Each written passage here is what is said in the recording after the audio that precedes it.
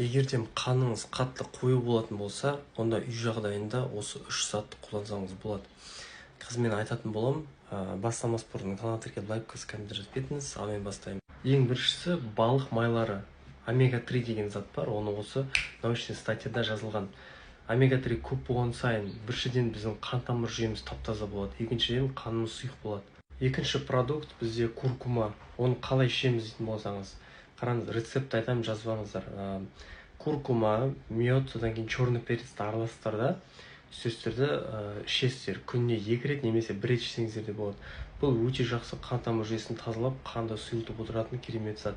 Оның үстіне иммунитетіңізді жақсы көтереді және бактериялардан ағзаны тазартады. Үшінші зат бізде сарымсақ. Кәдімгі сарымсақты аласыздар да күніге бір тісін алып, майдалап турап, осында 1 стакан осы сумен ішіп отырасыздар. Ең бастысы суды ішуді ұмытпаймыз, өйткені әр адам, үлкен адам негізінде нормасында 1,5-2 литрға дейін үнемі түрде, күнделікті түрде су ішіп отыру керек. Қаныңызды сұйылтқыңыз келсе немесе басқа да денсаулықпен проблема болса, менің каналыма өтіп көрсеңіз болады. YouTube арналарына барлық информация сол жақта бар.